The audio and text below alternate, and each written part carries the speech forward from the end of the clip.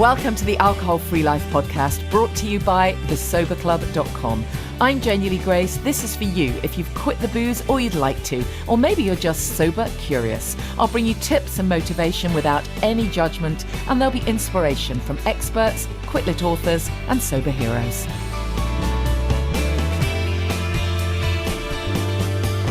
Hi and welcome to the podcast. I hope you've had a good week since I joined you last week. I feel like I've been really busy. I did a radio show on BBC Northampton, only one day, but kind of feels like the week has absolutely flown by. I've also had some really nice, very interesting clients.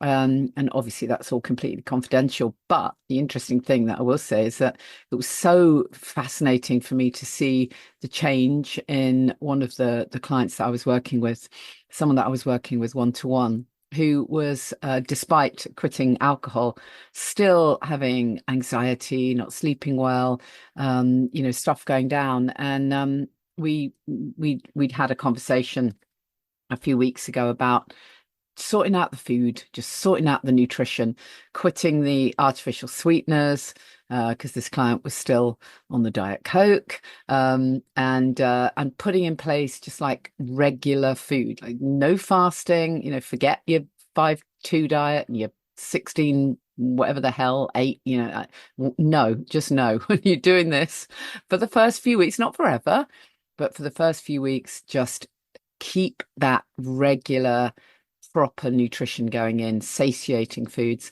So we'd had a conversation about it, switching up the Diet Coke for a kombucha, actually having breakfast, like albeit a small breakfast, but breakfast anyway, ensuring that there was the right balance of good fats, protein, real food basically. And the magnesium blend that I'm always banging on about. So we just made really what might be described as tiny, very simple, really, tweaks. But it was absolutely profound. Just the act of having real food, just having proper food, just, oh my goodness, the difference, just incredible. I so wish I'd had the opportunity to take a video, which of course I wouldn't, but wouldn't it have been amazing, to show the transformation of only food. That was the difference. Only food. Alcohol had already gone out of the equation. But just the food, the difference the food made. It's this whole thing of, food can heal. Food affects mood. So if you're at that stage or wherever you're at, that you're eating crap, you're having too much ultra processed foods, or you're, having drinks with artificial sweeteners in, just do some basics. Come and join us in the Sober Club. There is so much information there, so many great expert videos and so much stuff that we share in there. And just get yourself back on track, because none of this is rocket science, and this is not faddy stuff, and this is not some fancy diet I'm asking you to go on. It really is just real food. There are a couple of parameters in there, but on balance, it's just a really incredibly healthy way of eating. So that's been really interesting for me this week. Anyways, as it is, June is Men's Mental Health Awareness Month in the UK, although I think it's also November, which is very confusing. But anyway, it is June, and so I've ended up having a few guys on the podcast over the course of this month. I think you're going to find them really interesting. Later on in the month, I'm going to bring you Mark Gogolewski, who is an entrepreneur, filmmaker, author of a great new book, How to Be Okay When You're Supposed to Be Okay, But You're Not. Mark's got a fascinating story to tell. And I'm also going to be chatting to Sean Daniels, who is a really well-known theatre director and writer, who is bringing the White Chip production to Southwark Playhouse. So I'm going to be chatting to both of those guys over the course of this month. But for today, I thought that what I wanted to do was bring you some tips from some of the guys that I've trained. So over the course of the last few years, I've been offering holistic sober coach training, as you know, and I wouldn't say we have loads of guys doing it. We need more, actually, but we certainly had a bunch of guys who are just fantastic. It's just been great working with them. And because it's Men's Mental Health Month, I just asked them if they would just share share a tip or a little insight. So I thought I'd just kind of run these voice notes as they are, unedited, and hopefully you get to know who they are. You can check out all the coaches that have worked with me, the coaches that I've trained at the Find a Sober Coach directory. We'll put the link in the show notes. But have a listen to some of these tips. And then after that, I'm going to be chatting to Amanda Thompson from Noughty AF. Hi, my name's Tony, and I've now been alcohol-free for just over 5 years. In the beginning, I held back on telling my partner that I was going to quit drinking alcohol. I know she didn't think I had a problem, but then that's what we all think, isn't it? What I did do, however, which was very hard for me at the time as a man, was to tell my dear friend Ian. We men don't share these thoughts that easily with people, but I knew that Ian had been there and done that, and so I knew that he would understand. For me, telling someone made the whole thing real and made me accountable, not only to Ian, but to myself, and I would recommend that the first thing you do once you've made this journey is to tell someone of your intention.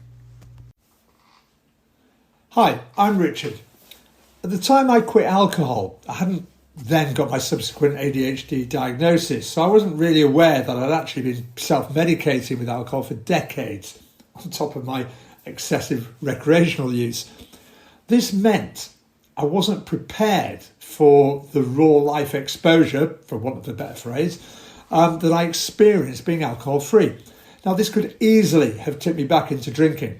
Luckily, I found that throwing myself into a super healthy lifestyle through exercise and nutrition gave me a new focus.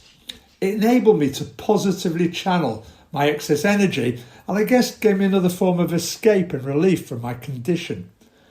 Since that diagnosis, I've not only been able to understand and rationalise my years of alcohol use, but also appreciate the importance of a holistic, healthy approach to well-being post-sobriety, which actually for me now includes daily meditation and generally a more mindful approach to life.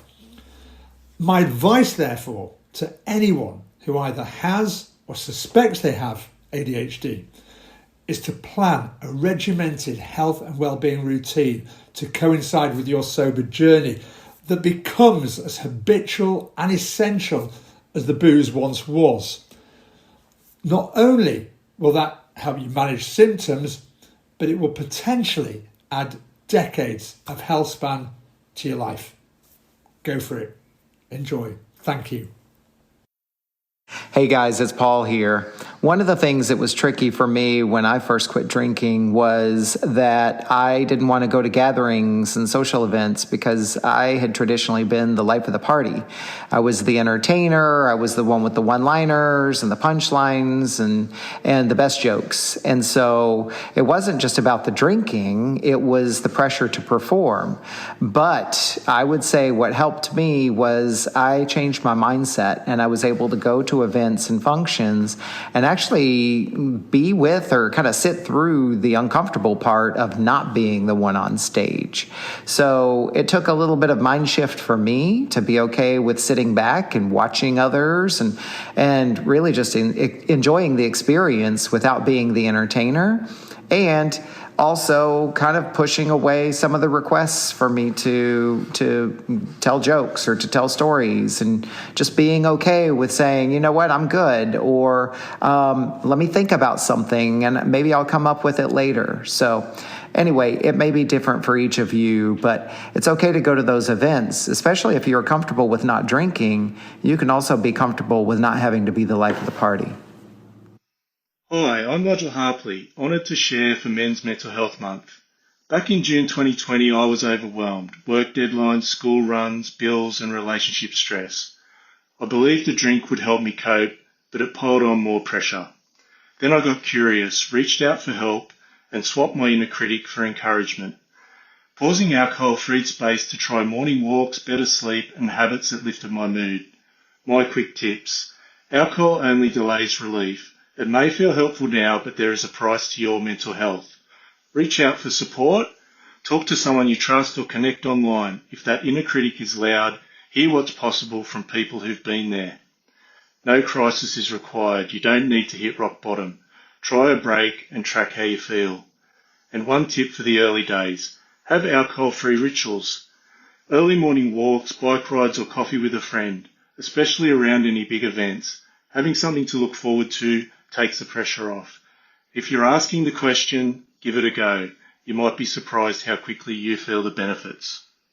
Thank you, guys. I really appreciate it. Don't forget, if you are interested in training to be a holistic sober coach, our next course starts in October.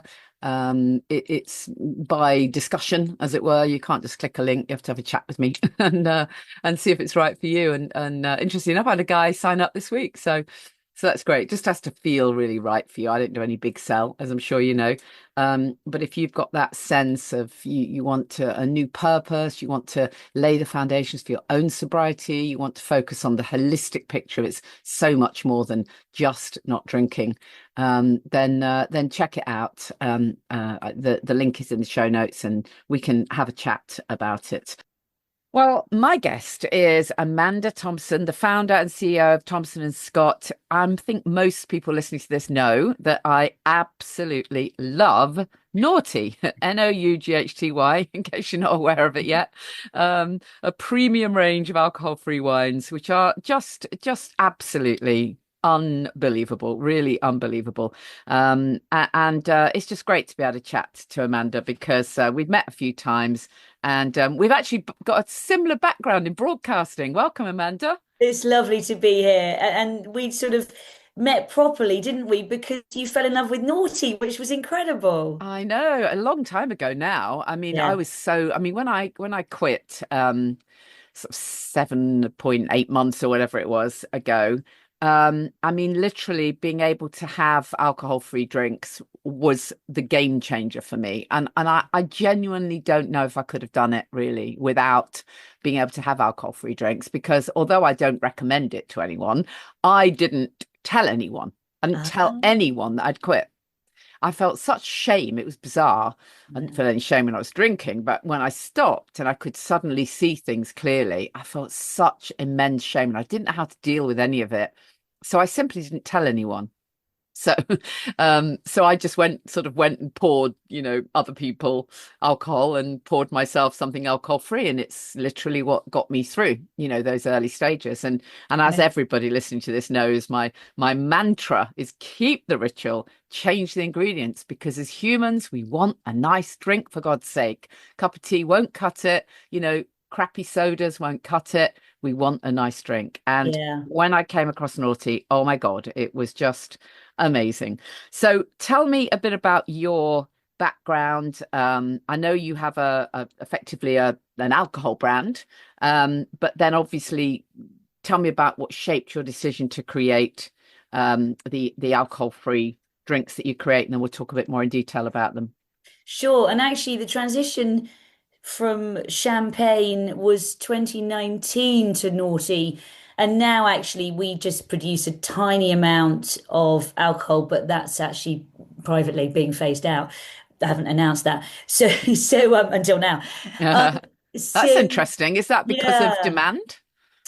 Noughty's just so big now, I guess, and such a focus of mine that it just almost feels strange, I suppose, to even have a tiny percent of toe in the alcohol world, if that makes sense. Yeah. I mean, I know you've always spoken about sort of transparency, and I know that's a really important part of what you do. Yeah, it's interesting, Janie, and that started in my wine training. I think just to circle back, those of you who don't know, there's a lot of smoke and mirrors in wine. And I suppose linked to history. A lot of it's just to do with the romance, but of course it's meant that there's been circumnavigation, obfuscation, is that the right pronunciation? Where you can really hide a lot of things because you don't necessarily have to say what's in the bottle, so to speak. And I was always a big proponent for being super open about ingredients. So that was even before I launched Noughty. And so that transition for me with Noughty was a really natural one, which was to say, okay, well, let's really work from the base that whichever way you cut it, alcohol's not healthy. We all know that. I think, even in 2025, there's a few articles where journalists are still trying to link up heart health or whatever with some Yeah, it's degree absolute of BS, isn't it? health Yeah. aspect. Exactly. We all know from a scientific perspective, even if we still drink, we can't pretend there's any sort of health elixir there. And so I think that once you've taken alcohol out of something, I think for me it becomes equally important to be really honest about what else is in there. And I'm often saying to people, and this is quite a big one, as you know, in that transition for people to alcohol-free drinking, is a lot of people replace alcohol with sugar. Mm. And for me, you could argue neither are going to serve you in any great quantity. So I wanted really to be open about just not packing something that's non-alcoholic full of sugar. So I talk about that just in the category, and I say I don't want you to get a sugar addiction while Yeah. you're giving up alcohol, right? No, absolutely, and very many people do, as you say, they do turn to sugar. And although I highly recommend alcohol-free drinks, you're right. There are some that are loaded with sugar.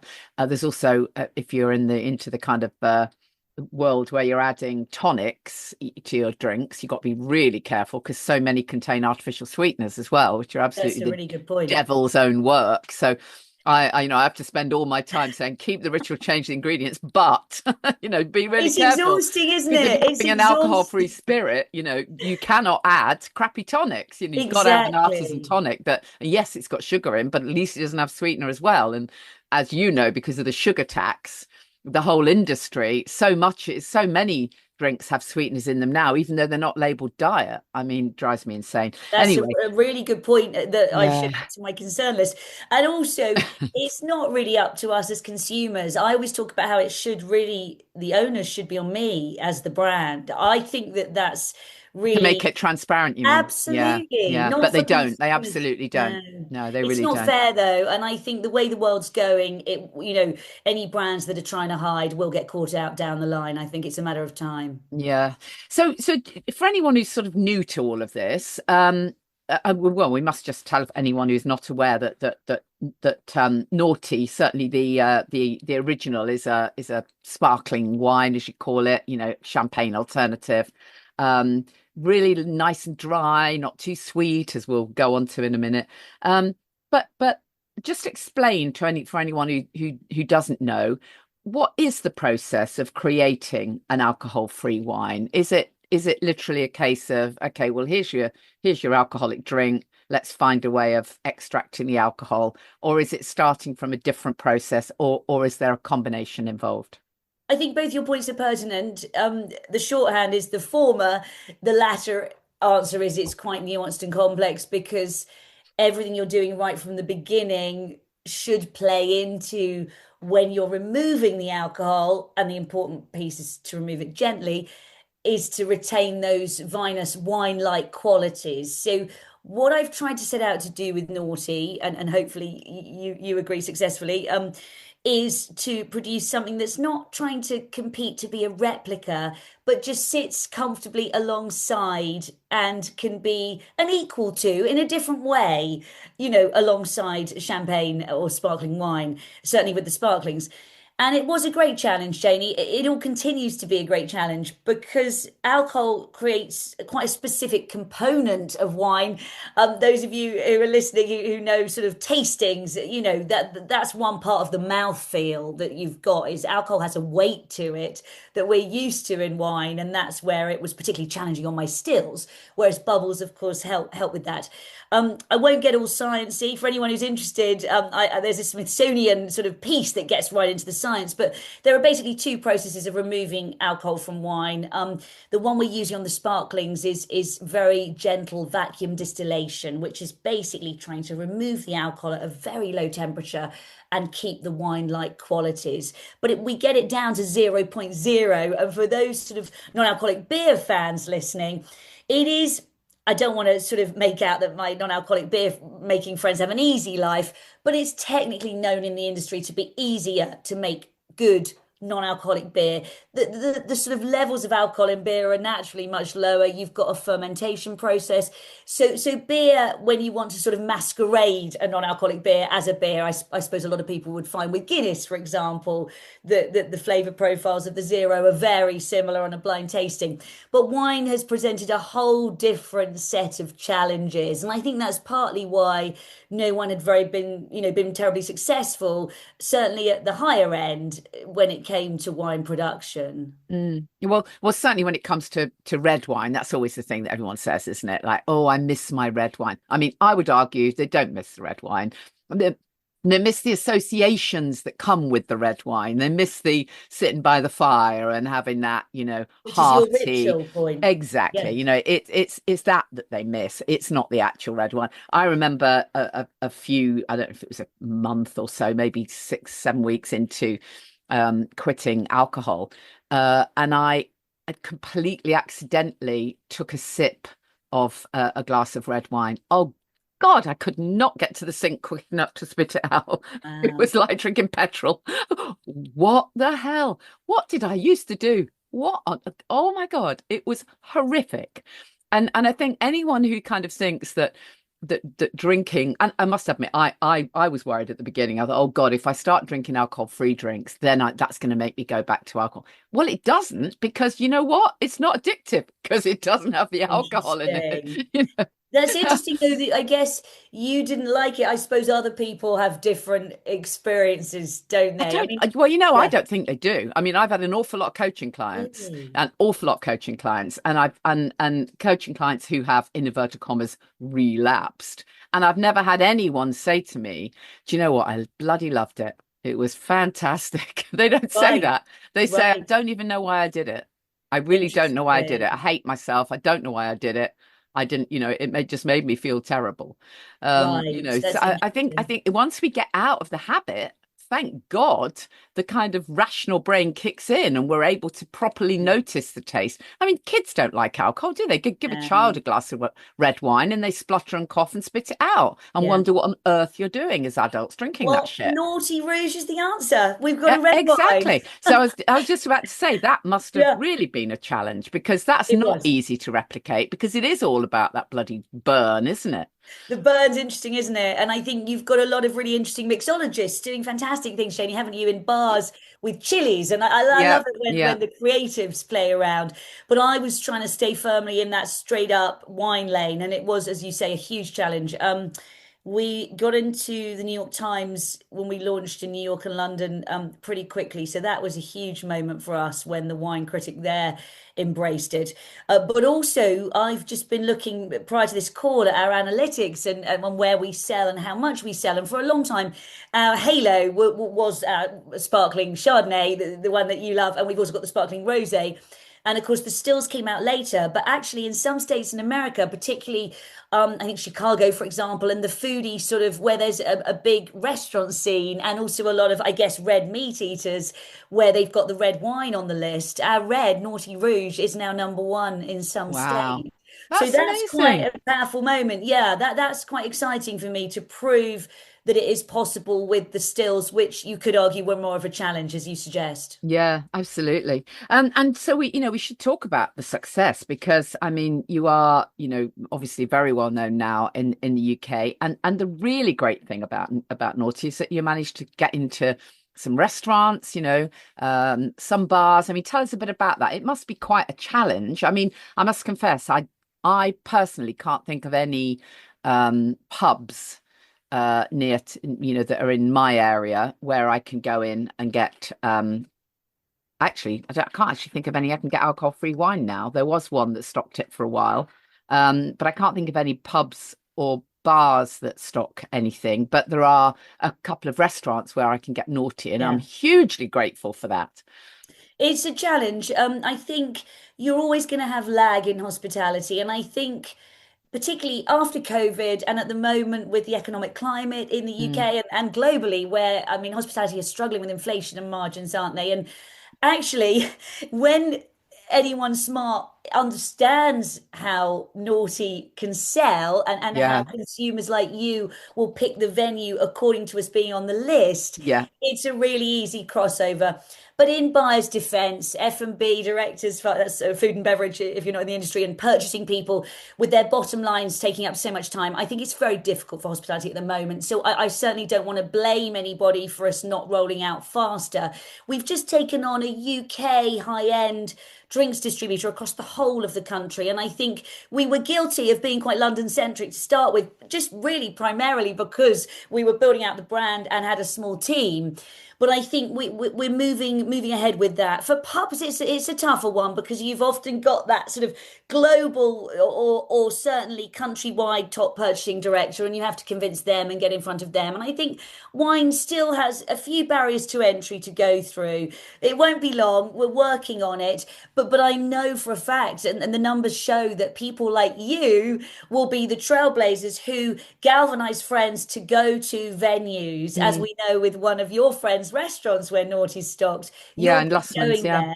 yeah, Lussman's, exactly. exactly. And so I think we've got to almost flip that model. But as we become more well known, I'm finding, Janie, it's just one by one, it's conversation by conversation at the moment. But every day, emails land in our inbox as a brand at a UK restaurant, bar, pubs less so, asking Yeah, about no, I get that. stocking. I mean, I think We'll get there. We'll get I there. I think even more urgent in inverted commas than the pubs is the catering world, because I've been to a lot of functions over the years since I've been sober, and I think there might have been one, literally one in about 7 years where they served a decent. In fact, interestingly enough, I think it was the Radio and TV Awards, Was and it? I couldn't.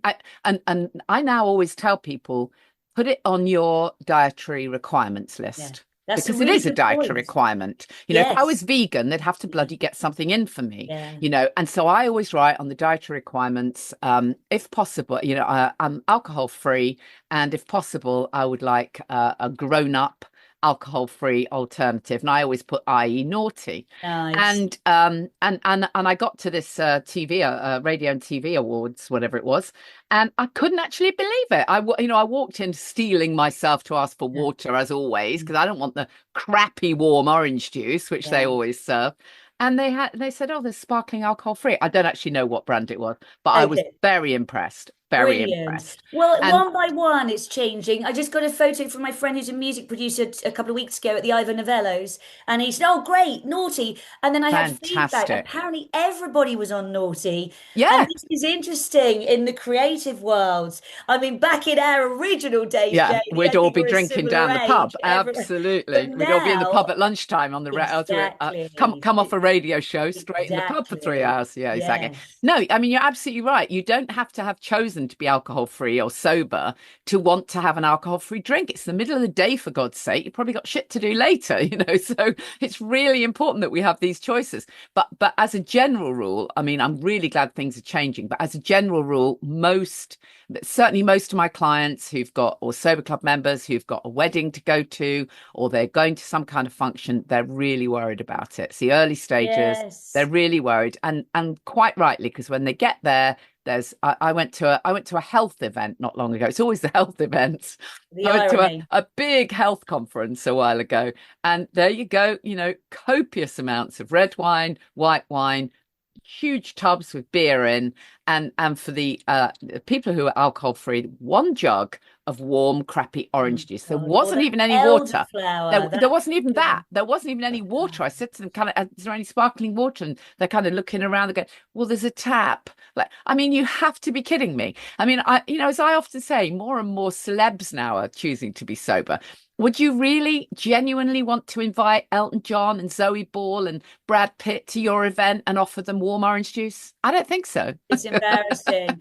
We are working on it. I know people like you are doing an amazing job to help. I know you name drop Naughty everywhere. What I'd say to everybody is if you keep doing that, it does change. And good news, I often carry, funnily enough, to events. I've often got a bottle in my bag because of course you're not breaking any technical rules with Naughty if you're turning up with it yourself. Yes, because it's Because alcohol often free. Exactly. Exactly. Yep. So, Yep. so I know that it's obviously a bit like a champagne bottle, quite heavy in a bag.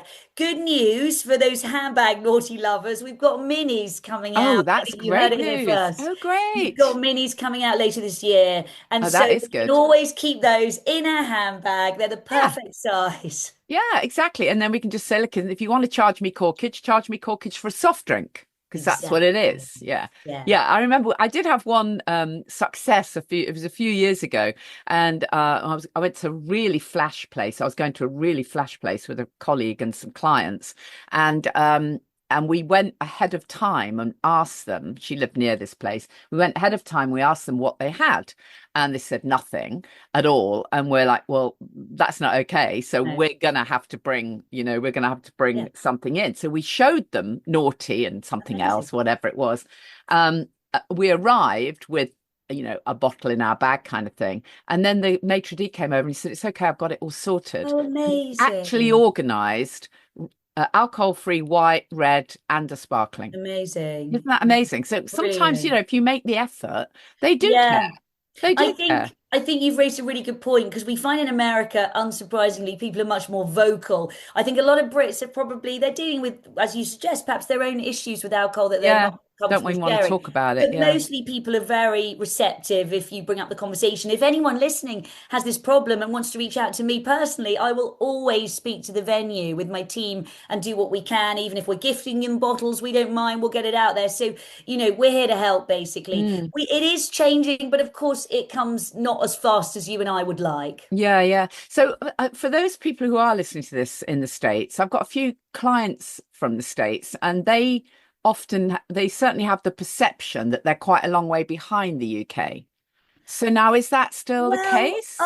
Where do you sell across the I States? don't necessarily find it that way. I suppose you could argue by nature of scale. I mean, if you look at a state like Texas or Yeah, California, it's you huge. know, it's so massive each state that yes, even if we've got really good penetration in a state, it will mostly be in the city, the city or downtown where we'll be in bars and restaurants and retail. So I find that the generally, I find American hospitality and buyers a little more ahead, actually. I think they're Interesting. much more knowledgeable about the fact that they probably do need to do something if they haven't yet. And most of them have got a spirit free, as they often call it, cocktail list where they're Yeah, being like creative. It's just helping them understand that wine drinkers don't necessarily jump across to non-alcoholic yeah, cocktail lists, and that's where Naughty comes in. So I'll often say to them, look, I'm not trying to hard sell you my brand, there are other non-alcoholic wines available, but it's helping them understand the data to say wine drinkers like me don't really drink non-alcoholic cocktails because we didn't or don't have a relationship mm, necessarily with spirit-based cocktails. And I think people just assume that you're one and done with non-alc. Oh, I've got non-alcoholic beer or I've got non-alcoholic cocktails, and actually wine drinkers had been completely ignored, and yeah. that is where my brand came in. Yeah, very true, very true.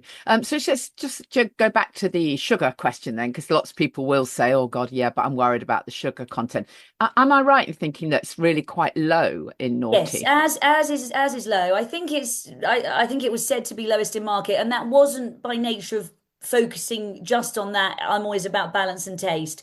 But for me, if you're making a good alcoholic wine when I used to, I was all about low sugar anyway because I wanted the roundness of the fruit. So for me, there was a similarity in how I was making Naughty, which was not to say I guess cheap alcoholic wines are like cheap non-alcoholic wines. You're building up the palate from the base with sugar and chemicals. I think Mm, that's, I guess, the same as cheap alcoholic wine, the stuff you buy from the garage for 5 quid or whatever. I don't know if you still can get 5 quid wine. I think you can. So that's really no different. So I just sort of encourage people with non-alcoholic wine. If they say to me, I've got a bottle I like and it only costs £5, I say, brilliant. If you're happy with it, stick to it, but just be a bit aware of the ingredients. yeah, So Naughty's not expensive, but it will be more pricey than one that's full of a lot of sugar and yeah, chemicals. yeah. By nature of it being organic, for one thing. I mean, we're 100% organic on the sparklings. And actually, the stills are what we call in the wine business reasoned intervention. It's almost impossible to get an organic certification in South Africa, but Right. Is that as where good they're as good produced? as. Is Yeah, that where they're, yeah. exactly. Okay, interesting, amazing. Well, thank you so much, Amanda. It's ever so exciting. I think it's brilliant, all the stuff that you're doing, and Well, I'm just equally grateful for you for the oh, cheerleading right at the beginning. You've always been there, so thank you. well, I just think that, when certainly when people are on the start of their journey, they still want to chink a glass. They Of still want to have course. that sense of glamour and all the rest of it. And Yeah. actually, the reality is, drinking naughty really is glamorous because you really have got this lovely drink in a lovely glass, and you haven't got all the goddamn fallout being in the gutter afterwards. You know, Exactly. And I I always, think, I always say with the alcohol companies, they never show imagery, do they, of what happens after you've had the bloody stuff. or the headache. I mean, Exactly. but it's interesting, isn't it? And I think that you've touched on that really interesting piece. For me, the opportunity with Naughty, of course, was infrastructure. Those who didn't drink and don't drink at all, who found us really early. But I was really interested in that huge opportunity of building into the conventional wine industry Yeah, and positioning Naughty as a really delicious wine that doesn't have alcohol. exactly. And we say quite provocatively, it's wine just better. Yeah, That was purposefully meant to be quite a fun, provocative statement because, of course, the alcohol's not there. But that's what's really interesting, Janie. And I think that it's paid off, touch wood, in the sense that I often say to people, we'll try Naughty. You love alcohol, great, but try Naughty because you'll probably like it. It's a delicious drink. And you've got this kind of really interesting opening. Like you're saying, I've been at so many events where the naughty runs out, yeah. and it's not sober people, Mm, it's people mm, who still drink who mm. enjoy naughty. And then they realize that it gives them that buzz and that placebo effect you've talked about. And that for me is a really interesting opportunity because you're making a health choice without realizing it. Yeah, And then you can exactly. create a household name, which is what I guess, a third or half of the way to doing, which really then starts to bring people on who were drinking wine as well. Yeah, yeah, exactly. Brilliant. Well done, sweetie. It's amazing, absolutely amazing. And everyone knows where to find it, and we'll put some links in the show notes and stuff as well. And I'm really glad that you're part of my Platinum Awards because having a brand like Thank Naughty part you. as being part of that is brilliant. So everyone can vote for you in that as well. So I'll put the link up. Thanks Amazing. ever so much, Amanda. I really appreciate it. Thanks for having me. We'll pop all those details in the show notes. We'll have a competition live very soon as well to win some naughty. If you go to thesoberclub.com, you'll find all the info there as soon as we've got that live. And as I always say, I think pretty much every week, if you're early stagers, reach out. Don't hole up and just try and do this on your own. That's when it all goes to pot. Just, reach out. Preferably join us in the Sober Club. You'll find so much support there, whatever stage you're at. We have people who are sober curious on day one, right through to 10 years sober, because it's always about the what's next. And we have a huge archive of stuff around holistic living, of nutrition, of mindset, meditations. I mean, everything is there. So do join us, as well as an online course, Get the Buzz Without the Booze. Do join us if you'd like to, but if you don't want to, that's fine too. But do reach out, do tell someone you're doing this, and preferably not just your partner or your best friend. Tell someone who really understands, who's been there, done it, got the t-shirt, because they will cheerlead you. They'll really be your supporter. And if you want to message me, you're very welcome. Just find me on social media at Genuinely Grace, and just send me a message. If I get the message, I will respond if I can. I'm very good at replying to messages, actually. So if you have messaged me and I haven't replied, it's probably because I haven't got it.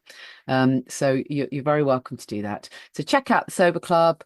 Message me if you need to. Hang on in there. Know that despite the fact that the sun is shining, despite the fact that parties are happening and people are going to weddings and whatever else they're doing, alcohol is, it's you don't need it. Nobody needs it. It's literally drinking alcohol is self-harming. Let's be really super clear. And you absolutely don't need it in your life. So choose another way. You can absolutely do it. I know it feels impossible at first. It absolutely did for me. But if I can do it, you can too. And I'll see you next time. Oh, I almost forgot. On Wednesday, it's last shout out for our event. Wednesday, 18th of June at Club Soda with the fabulous Clare Pooley and Becky from the Sober Socialites. So I really hope you can come. There's still some tickets. go to thesoberclub.com and click on events, and it would be just amazing to see you there. If you want to come on your own, it's absolutely fine. And also on the 2nd of July, I'm going to be in Penzance, my beloved Cornwall, at the literary festival there. I'm going to be talking about my memoir, From Wham to Woo, but of course we'll bring in the sober stuff as well. So I really hope you can make one of those events, or both, who knows. See you next time. Thank you for listening to the Alcohol Free Life podcast, brought to you by the Sober Club. Please rate and review. And if you want support, accountability and inspiration, and you want to live your best life without the booze, check out thesoberclub.com.